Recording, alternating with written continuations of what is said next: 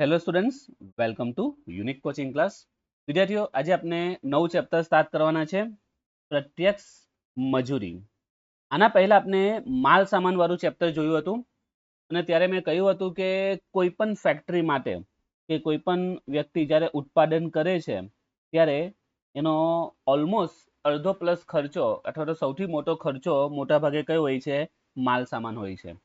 એ જ રીતે મજૂરી એ પણ ઇમ્પોર્ટન્ટ મહત્વનો ખર્ચો છે. નોર્મલી કોઈ પણ વ્યક્તિ જ્યારે ઉત્પાદન પ્રોડક્શન કરે કે કોઈ ફેક્ટરીમાં પ્રોડક્શન થતું હોય તો નોર્મલી કેસમાં કેવું હોય કે સૌથી વધારે ખર્ચો માલ સામાનનો થતો હોય છે, પણ એના પછી જો કોઈ બીજો ખર્ચો વધારે થતો હોય તો એ કયો આવે? મજૂરી આવે. બરાબર છે, એટલે મજૂરી વિશે પણ સમજવું જરૂરી છે. હવે આપણે અહીંયા જે વાત કરીએ છીએ ને એ ફેક્ટરી લેવલની વાત કરે છે, કંપની લેવલની. ઓકે, કોઈ જગ્યાએ ધારો કે 5 મજૂર કામ કરતા હોય તો કોઈ પ્રોબ્લેમ નથી, પણ ઘણી જગ્યાએ મજૂરની સંખ્યા 5 નહીં 5000 હોય છે. ઓકે, હજારોમાં હોય છે, તો ત્યારે મજૂરીની ગણતરી કરવી એટલી જ ઇમ્પોર્ટન્ટ છે.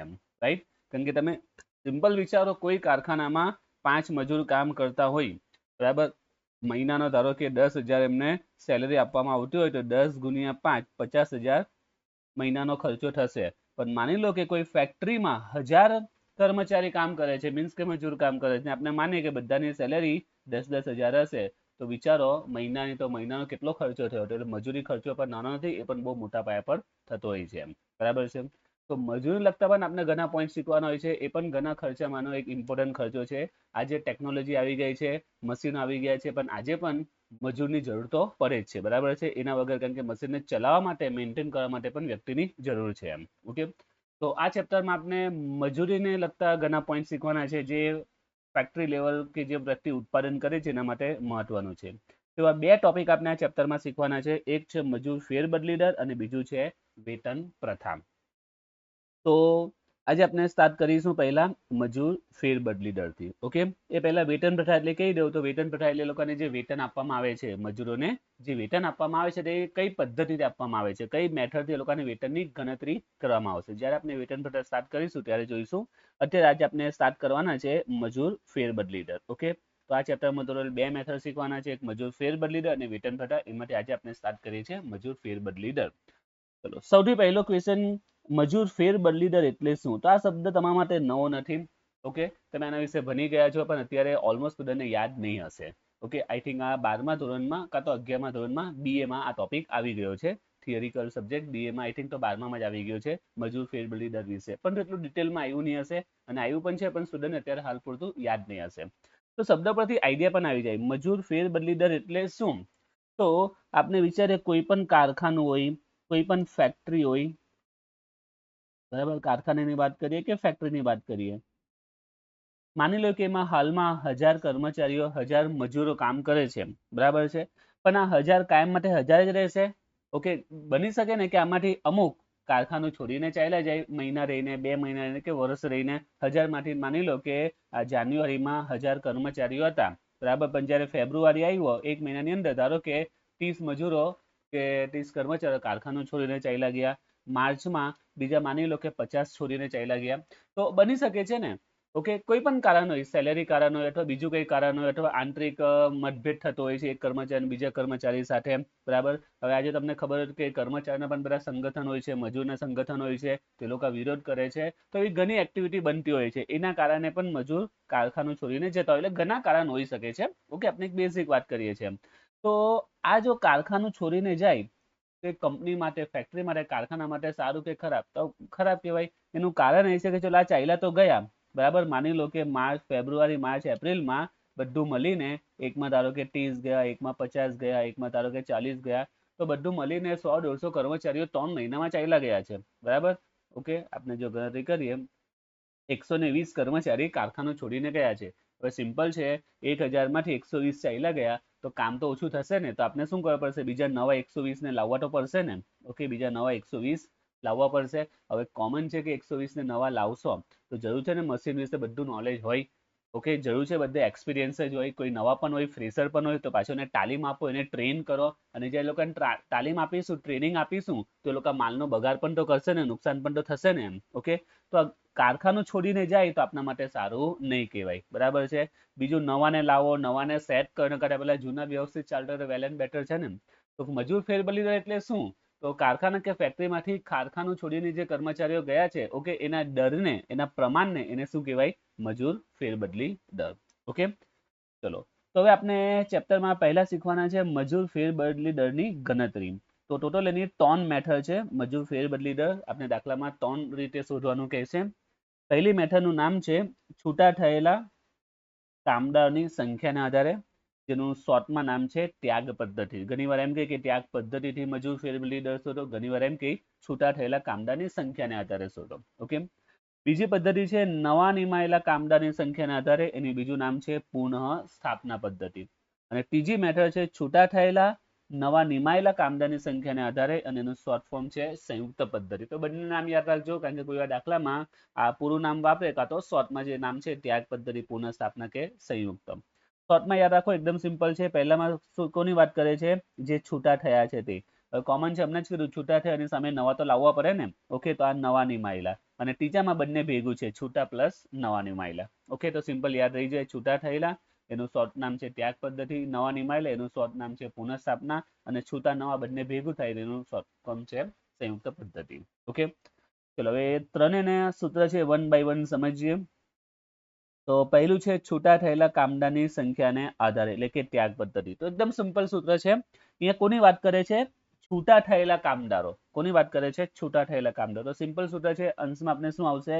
જેટલા કર્મચારીઓ, કામદારો કારખાનું છોડી ગયા તે ધ્યાનમાં લેવાના. છૂટા થયેલા એટલે કારખાનામાંથી નીકળી ગયા હોય. ઓકે, તો કારખાનામાંથી જેટલા પણ કામદારો ચાલ્યા ગયા હોય, ઓકે, કારખાનું છોડી ગયેલા કામદારો. અને છેદમાં લેવાના છે સરેરાશ કામદારો. છેદમાં શું આવશે? સરેરાશ કામદારો. હવે સરેરાશ કામદારો કઈ રીતે મળશે? તો યાદ છે આગળ આપણે સરેરાશ સ્ટોક આવતું હતું, બરાબર છે. તો શરૂનો સ્ટોક પ્લસ છેવટનો સ્ટોક ભાગ્યા 2. તો એ જ રીતે સરેરાશ કામદારો એટલે કે શરૂઆતના કામદારો પ્લસ છેવટના કામદારો ભાગ્યા 2. આપણે જે દાખલા આવશે ને, તો નોર્મલી મહિનાના હશે, એટલે દાખલામાં ઇન્ફોર્મેશન આપશે કે 1 એપ્રિલે એમ કહેશે 5000 કામદારો હતા, અને જ્યારે 30 એપ્રિલ આવીને ત્યારે 4000 કામદારો હતા. ઓકે, એટલે દાખલામાં તમને જે ઇન્ફોર્મેશન આપશે એ મહિનાની આપશે, કે આ મહિનાની શરૂઆતમાં આટલા હતા અને મહિનાના એન્ડમાં આટલા હતા. બસ તમારા બેની એવરેજ કરો, શરૂઆતના કામદારો છેવટના કામદારો, તો 5000 વત્તા 4000 ભાગ્યા 2 એવરેજ કરો, એટલે સરેરાશ કામદારો કેટલા આવ્યા? 4500. ઓકે, તો સિમ્પલ છે, સરેરાશ કામદારો મળી ગયા 4500. અને અંશમાં કોને લેવાના છે? જે કારખાનું છોડીને ગયા હોય તે. હવે સવાલ છે કારખાનું છોડીને કેમ જાય? તો ઘણા કારણ છે, બરાબર છે. પણ નોર્મલી ઘણા કારણ મીન્સ કે હજારો કારણ હોઈ શકે છે. ઓકે, કોઈ કર્મચારીને કારખાનું છોડે, બરાબર છે, તો એવા તમે 100 કર્મચારીનો ઇન્ટરવ્યુ લો અને પૂછો કે ભાઈ તે કેમ કારખાનું છોડ્યું એમ, તો 100 ના અલગ અલગ જવાબ તમને મળશે. ઓકે, ઘણા કારણો મળશે. તો આપણે દાખલામાં એટલા બધા કારણો તો લઈ નહીં શકાય. ઓકે, તો આપણે નોર્મલી 3 કારણો દાખલામાં આપશે. તો કારખાનું છોડી ગયેલા કામદારોમાં આપણે કયા આવશે? એક તો જે નિવૃત્ત થયા હોય, રિટાયર થયા હોય. બીજું બરતરફ એટલે એને આપણે કાઢી મૂકીએ, છટણી કરીએ. ઓકે, કાઢી મૂકવામાં આવે કે ભાઈ તું કાલથી આવતો નહીં એમ. અને રાજીનામું એટલે સામેથી શું કરે? રેઝિગ્નેશન આપી દે, રાજીનામું આપી દે એમ. તો નોર્મલી કારખાના છોડવાના ઘણા કારણ હોય. માની લો કે કોઈ કર્મચારીનું એવું કારણ હોય કે મેરિટ થઈ ગયા છે બીજા સ્ટેટમાં, બીજા રાજ્યમાં, તો ત્યાં ટ્રાન્સફર થઈ જાય છે. ઓકે, કોઈ કર્મચારીને એવું છે કે અહીંયા બધું ઘર-બાર બધું વેચીને હવે ગામ ચાલ્યો જવાનું છે. ઓકે, તો કોઈ બી કારણ હોઈ શકે છે એમ. પણ નોર્મલી આપણે દાખલામાં 3 કારણ એ લોકો આપશે. નિવૃત્ત થયા હોય, બરતરફ એટલે કે કાઢી મૂક્યા હોય અને આપણે સામેથી, અને રાજીનામું આપેલું હોય તેવા કામદારોનો સમાવેશ થાય છે. હવે ચલો એક એક્ઝામ્પલ લઈ લો, તમને આઈડિયા આવી જાય. દાખલામાં તમને આ રીતે ઇન્ફોર્મેશન આપશે કે ભાઈ 1 એપ્રિલે 5000 કામદારો હતા, 30 એપ્રિલે 4000 હતા. ઓકે, વર્ષ દરમિયાન, એટલે સોરી, આ મહિના દરમિયાન માની લો કે 200 કર્મચારી શું થયા? નિવૃત્ત થયા. ઓકે, ત્યાર પછી આપણે 100 કર્મચારીને સામેથી કાઢી મૂક્યા, બરતરફ કરી દીધા, અને માની લઈએ કે 50 કામદારોએ રાજીનામું આપ્યું એમ. તો ટોટલ કેટલા આ મહિનામાં? આ બધી એપ્રિલ મહિનાની ઇન્ફોર્મેશન છે. તો એપ્રિલ મહિનામાં ટોટલ કેટલા કામદારો ગયા? તો 200 નિવૃત્ત થયા, 100 બરતરફ થયા, 50 રાજીનામું, એટલે ટોટલ કેટલા ગયા? 200, 100 અને 50. ઓકે, આ બધાનો તમે ટોટલ કરો તો જવાબ આવે 350. બસ હવે સૂત્રમાં કિંમત મૂકી દો. કારખાનું છોડી ગયેલા કેટલા? 350 કારખાનું છોડી ગયા. છેદમાં સરેરાશ કેટલા છે આપણા? 4500 ગુણ્યા 100. ઓકે, 350 ભાગ્યા 4500 ગુણ્યા 100 તો જવાબ આવશે 7.78%.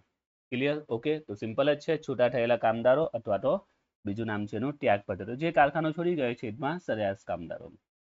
ચલો, તો આ પહેલી મેથડ થઈ ગઈ. હવે જોઈએ સેકન્ડ મેથડ.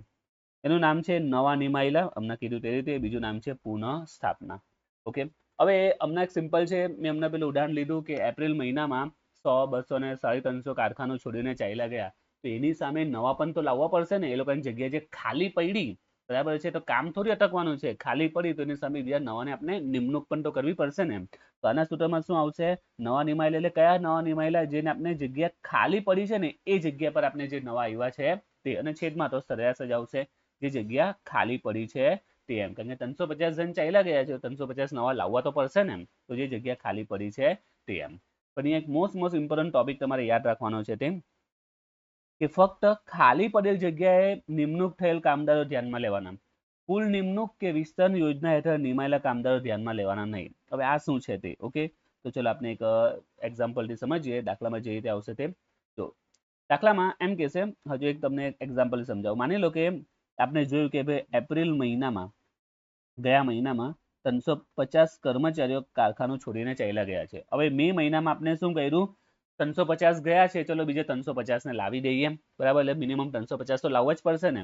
પણ એવું પણ બને કે મે મહિનામાં આપણે એક નવું યુનિટ ચાલુ કરવાના છે અથવા એક નવો વિભાગ ચાલુ કરવાના છે, બરાબર. એમાં 200 કામદારોની જરૂર છે જ મે મહિનામાં જ. જો ફરીથી સમજો, એપ્રિલ મહિનામાં આટલા કર્મચારીઓ કારખાનોએ છોડી દીધું, એટલે આપણે વિચાર્યું મે મહિનામાં આપણે નવા લેવા તો પડશે, બરાબર. તો કેટલા નવા લેવાનું વિચાર્યું? આપણે વિચાર્યું કે બીજા આપણે મે મહિનામાં નવા લઈ લઈએ 350. પણ મે મહિનાની અંદર જ આપણે એક નવો યુનિટ, નવો વિભાગ, નવું કારખાનું ચાલુ કરવાના છે.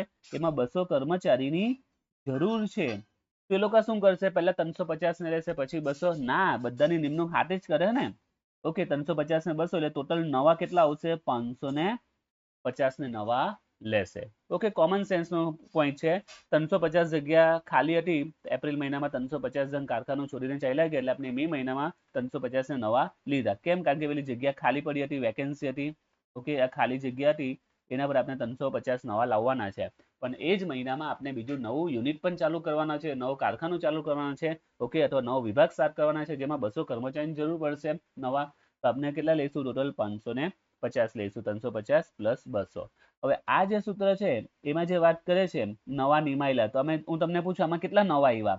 તો નવા તમે જો 350 ને 200, ટોટલ તો 550 નવા આવ્યા છે, બરાબર. આ નવા નિમાયેલા કેટલા? ટોટલ 550. પણ આપણે અહીંયા કયા ધ્યાનમાં લેવાના છે? કે જે ખાલી પડેલ જગ્યાએ જે નવા આવ્યા તે જોવાના છે. ખાલી પડેલ જગ્યાએ જે નિમણૂક થઈ છે તે. એટલે દાખલામાં મોસ્ટ ઓફ છે ને તમને આ રકમ આપશે કે ભાઈ ટોટલ 550 આવ્યા, તો તમારે એ નહીં જોવાનું, તમારે એ જોવાનું કે 550 માંથી ખરેખર વેકેન્સી કેટલી હતી એમાં કેટલા ગયા. તો વેકેન્સીમાં કેટલા ગયા છે? 350. તો આપણે સૂત્રમાં કેટલા લેવાના? 350. તો દાખલામાં ઇન્ફોર્મેશન આ રીતે આપશે: નવા નિમાયેલા કામદારો ધારો કે 800, અને બ્રેકેટમાં લખશે કે તેમાંથી 300 વિસ્તરણ યોજના હેઠળ નિમાયેલ છે. હવે આનો મિનિંગ શું થાય? ટોટલ 800 નવા આવ્યા છે, બરાબર. એમાંથી 300 કેમાં ગયા છે? વિસ્તરણ. વિસ્તરણ એટલે શું? તમે એક્સપાન્ડ કરો. એક્સપાન્ડ કરો એટલે કે કંઈક નવો વિભાગ ચાલુ કરો, નવો યુનિટ ચાલુ કરો, બરાબર છે. એટલે 800 માં 300 કેમાં ગયા છે? વિસ્તરણમાં. વિસ્તરણમાં એટલે કે નવા વિભાગમાં ગયા હશે, નવા યુનિટમાં ગયા હશે, કે નવા કારખાનામાં ગયા હશે. તો 800 લીધા, એમાં 300 નવામાં ગયા છે, નવું વિભાગ ચાલુ કર્યો હશે, નવું કારખાનું. વિસ્તરણ યોજનાનો મિનિંગ એવું થાય, તમે એક્સપાન્ડ કરો છો. તો ખાલી જગ્યા કેટલા ગયા હશે? તો 800 માંથી 300 તો ખરેખર એકચ્યુઅલી ટોટલ નવી વેકેન્સી છે, બરાબર છે. નવા વિભાગ, નવા કારખાનામાં ગયા, તો એ કરી નાખો. તો બાકીના જે 500 છે એ ક્યાં આવશે? ખાલી પડેલ જગ્યા પર જશે. એટલે આ સૂત્ર જો મૂકો તમે તો અહીંયા તમારે કેટલા લેવાના? 500 લેવાના આવશે. નોર્મલ દાખલામાં તમને આ રીતે ઇન્ફોર્મેશન આપશે. અને છેદમાં જે સરેરાશ કામદાર હતો જે ઉપર સમજાયું તે રીતે લેવાના છે, એમાં કંઈ ખાસ નવું નથી એમ. ઓકે, ઘણીવાર આવી રીતે આપે, જેમાંથી આમ કે ભાઈ 20% વિસ્તરણ યોજનામાં ટકામાં આપી દે. તો સિમ્પલ છે, ટોટલ તમે 800 લીધા છે, 800 માંથી 20% તો વિસ્તરણમાં ગયા છે. વિસ્તરણ એટલે કે નવું કારખાનું નવું યુનિટ, તો 800 ના 20% એટલે 160 તો ત્યાં ગયા છે. તો એમાંથી 800 માંથી 160 તમે માઇનસ કરો તો બાકીના 640 આ ક્યાં જશે? તો જે જગ્યા ખાલી પડી છે ખાલી પડેલી જગ્યા પર જશે. તો આ સૂત્રમાં મેન આ ખાસ યાદ રાખવાનું છે કે જેટલા નવા નિમાયેલા તે નહીં લેવાના, એમાંથી કેટલા ખાલી જગ્યામાં ગયા છે તે લેવાના. અને ઘણીવાર દાખલામાં શું કરે, એ લોકો આવી ઇન્ફોર્મેશન આપે જ નહીં, આ આપે જ નહીં, ખાલી એમ કહી દે કે ભાઈ નવા નિમાયેલા 800, કોઈ ઇન્ફોર્મેશન છે જ નહીં કે અમારે વિસ્તરણમાં કેટલા ગયા, કેટલા ખાલી જગ્યામાં, કંઈ કીધું જ નહીં હોય, તો ભાઈ તમારી પાસે કોઈ ઓપ્શન નથી, તો તમે 800 બેઠા લખી શકો છો. કારણ કે એ લોકોએ કોઈ સિચ્યુએશન આપી જ નથી, મીન્સ કે ઇન્ફોર્મેશન આપી જ નથી કે 800 માંથી વિસ્તરણમાં કેટલા છે, કે ખાલી જગ્યામાં કેટલા ગયા છે, એની કોઈ ઇન્ફોર્મેશન નહીં હોય. તો એવી સિચ્યુએશનમાં આ જે 800 છે એ જ બેઠા તમારે લઈ લેવાના, જે નવા નિમાયેલા જેટલા છે એ પૂરેપૂરા લઈ લેવાના. તો બસ અહીંયા નોટ્સ એ જ કહે છે કે ફક્ત ખાલી પડેલ જગ્યાએ નિમણૂક થયેલા કામદારો ધ્યાનમાં લેવા, કુલ નિમણૂક કે વિસ્તરણ યોજના હેઠળ નિમાયેલા કામદારો ધ્યાનમાં લેવાના નહીં. એમ હા, પણ જો કોઈ ઇન્ફોર્મેશન નહીં આપ્યું હોય કે કેટલા વિસ્તરણમાં ગયા, કેટલા ખાલી જગ્યામાં, તો આ કુલ નિમણૂક 800 બેઠા તમારે સૂત્રમાં મૂકી દેવાના. Okay, clear?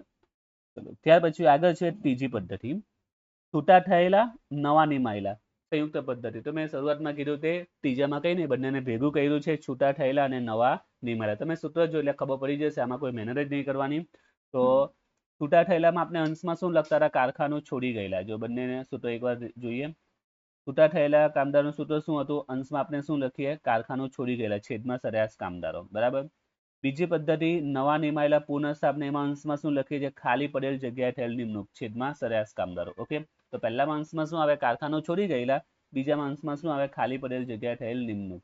હવે ત્રીજી જે સંયુક્ત છે એમાં તમે ધ્યાનથી જોયો, બે જ લીધું છે. જો કારખાનું છોડી ગયેલા અને ખાલી પડેલ જગ્યાએ થયેલ નિમણૂક, એટલે ઉપરનું જે તમે છે એ જ બેઠું છે, બસ બંનેને ભેગું કર્યું છે છેદમાં સરેરાશ કામદારો. ક્લિયર? ઓકે, તો બંનેમાં સિમ્પલ જ છે. ત્રીજી પદ્ધતિમાં તમારે કંઈ કરવાનું જ નથી, ઉપરની બે પદ્ધતિ આવડી ગઈ, ત્રીજી ઓટોમેટિક આવડી જશે. ત્યારબાદ એક લાસ્ટ ટોપિક છે સમકક્ષ મજૂર ફેરબદલી.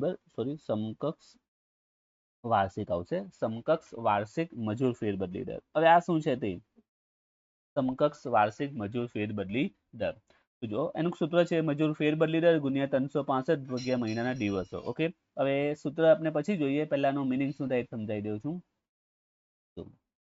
અહીંયા આપણે ઓકે, આપણે અહીંયા મજૂર ફેરબદલી દર શોધેલો. બરાબર, 350 કામદારો કારખાનું છોડીને ગયા અને 4500 સરેરાશ હતા.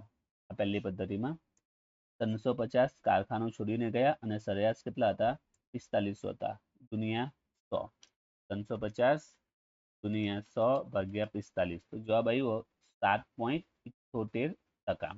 બરાબર, 7.78% જવાબ આવ્યો. હવે આ જે તમે 7.78 શોધ્યો ને, આ બધી માહિતી કોની છે? એપ્રિલની છે. બધી માહિતી કોની છે? એપ્રિલ. એટલે કે એપ્રિલ મહિનામાં મજૂર ફેરબદલી દર કેટલો આવ્યો? 7.78%. ઓકે, કારખાનું છોડી ગયેલા 350 છે, સરેરાશ 4500 છે, જવાબ 7.78 આવ્યો. આ બધી માહિતી એપ્રિલની છે. એટલે કે એપ્રિલ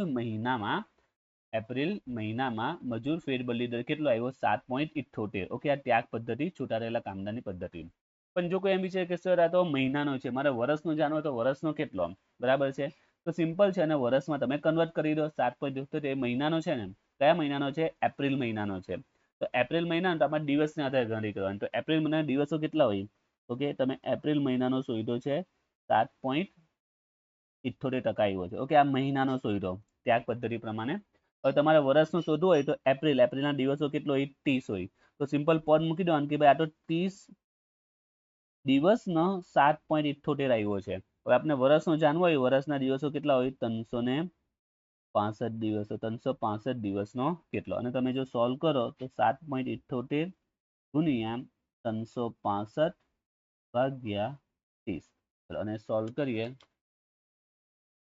તો જવાબ આવે છે 94.66%. એટલે ખબર પડે કે આખા વર્ષનું જોઈએ તો વર્ષનો કેટલો છે? 94.66. શરૂઆતમાં કીધું જ્યારે સમજાવ્યું ત્યાં જ કે આપણે જે ગણતરી કરીએ છીએ એ બધી મહિનાની ગણતરી કરીએ કે મહિનાનો મજૂર ફેરબદલી દર કેટલો આવે છે તે. પણ જો તમારે વર્ષમાં કન્વર્ટ કરવું હોય તો જોવાનું એપ્રિલ મહિના, તો એપ્રિલના દિવસો જોઈ લેવાના. ધારો કે મે મહિનાની ઇન્ફોર્મેશન હોય તો મહિના દિવસો 31, તો પદ મુકાય કે ભાઈ 31 દિવસનો 7.78, તો 365 દિવસના કેટલા? અત્યારે આપણું એપ્રિલનું છે. હવે એને તમે સૂત્રમાં કન્વર્ટ કરો તો 7.78 શું છે? તમે જે શોધેલો મજૂર ફેરબદલી દર તે છે. ગુણ્યા 365 એ તો વર્ષના દિવસો છે અને છેદમાં 30 એ શું છે એ મહિનાના દિવસો જે મહિનાની ઇન્ફોર્મેશન હતી એ મહિનાના દિવસો છે તો આ એનું સૂત્ર બન્યું જો તમારે એને વર્ષમાં ફેરવવું હોય તો આને કહેવાય છે સમકક્ષ વાર્ષિક મજૂર ફેરબદલી દર ખ્યાલ આવ્યો સમકક્ષ વાર્ષિક મજૂર ફેરબદલી દર તો સૂત્ર આવું બન્યું મજૂર ફેરબદલી દર ગુણ્યા 365 છેદમાં મહિનાના દિવસો જો એનું સૂત્ર મજૂર ફેરબદલી દર ગુણ્યા 365 છેદમાં મહિનાના દિવસો સમકક્ષ વાર્ષિક મજૂર ફેરબદલી દર આમના માટે દાખલામાં કહે કે ભાઈ એને વર્ષમાં કન્વર્ટ કરો મીન્સ કે વર્ષનો શોધો તો શોધવાનો એ કોઈનો બી ત્રણે ન શોધી શકાય ઓકે અહીંયા આગળ મેં ત્યાગ પદ્ધતિનો બતાવ્યો છે છૂટા થયેલા એ જ રીતે મેં આ પુનઃ સ્થાપના નવા નિયમનો ધારો કે આનો જવાબ 10% આવ્યો છે ઓકે આ મે મહિનાની ઇન્ફોર્મેશન છે તો તમે પદ મૂકી દો કે મે મહિનાના દિવસો કેટલા 31 નો 10 છે તો 365 ના કેટલા તો આનો બી શોધી શકાય છે એટલે દાખલામાં જેનો કીધો હોય તેનો તમારે સમકક્ષ એટલે વર્ષમાં કન્વર્ટ કરી દેવાનો ઓકે ત્રીજું જે સંયુક્ત છે એમાં પણ લોકો પૂછી શકે છે તો એને પણ તમે વર્ષમાં કન્વર્ટ કરી દો એમ તો ટોટલ સૂત્ર આમ તો 3 ને ચોથું વર્ષનું 4 છે પણ ખરેખર સૂત્ર તમે યાદ રાખવાના તો 2 જ યાદ રાખવાના છે પહેલું અને બીજું છૂટા થયેલા અને કારખાનું છોડી ગયા છેદમાં સરેરાશ કામદારો અને બીજું આવશે નવા નિમાયેલા એમાં ખાલી પડેલી જગ્યાએ નમનક છેદમાં સરેરાશ ત્રીજામાં તો બંને ભેગું થઈ જાય સંયુક્ત પદ્ધતિમાં ઓકે તો આજના વિડીયોમાં આપણે બધા સૂત્ર જોયા છે એને સમજ્યા છે ઓકે નેક્સ્ટ વિડીયોમાં આપણે તેના દાખલા જોઈશું